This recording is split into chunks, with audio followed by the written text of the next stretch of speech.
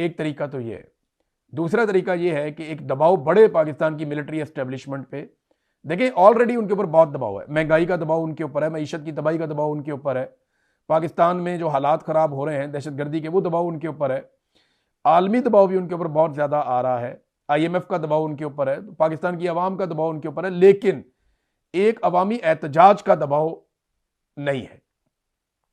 अवाम अभी तक कोई बड़ा एहतजाज नहीं कर पाई जैसा होना चाहिए था, और वो ना कर पाए उसके लिए उन्होंने ताकत का अंधा इस्तेमाल भी किया, लोगों को कत्लेआम किया, लोगों को मारा, जेलों में डाला, चादर और चारदी वगैरह का तकद्दुस पामाल किया, खवातीन को सड़कों पे उन्होंने घसीटा, बच्चों को गिरफ्तार किया, उन्होंने बहुत जुल्म किया लोगों को डराने के लिए, धमकाने के लिए।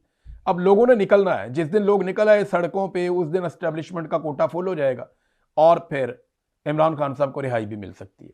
तो ये दबाव इमरान खान की बहनें कह रही हैं कि ये दबाव जब तक नहीं होगा तब तक कुछ नहीं होगा। दूसरी जानिब इमरान खान के मुखालिफिन जो हैं वो तो शाही फैमिली से पता नहीं क्या कुछ बनते जा रहे हैं। एक वो क्रिकेटर है, मैं बात करना नहीं चाह रहा था कि उसके ऊपर दबाव बढ़ेगा, लेकिन क्योंकि अब सारे ही बात कर रहे हैं तो फिर मैं भी बात करता हूं।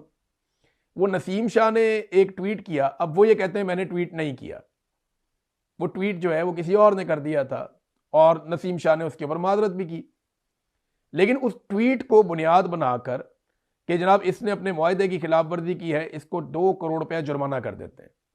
पाकिस्तान की तारीख में कभी किसी को ऐसे जुर्माना नहीं हुआ, लेकिन 2 करोड़ रुपया जुर्माना कर दिया नसीम शाह को। उसके वालिद भी बोल पड़े, अब पाकिस्तान सारा नसीम शाह के साथ जाके खड़ा हो गया।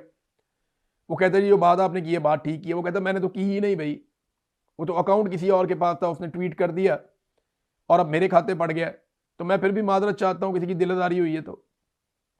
लेकिन PCB ने उन्हें 2 करोड़ जुर्माना कर दिया और बीच में ये भी खबरें आ रही थी कि शायद उसको बैन लगा दिया।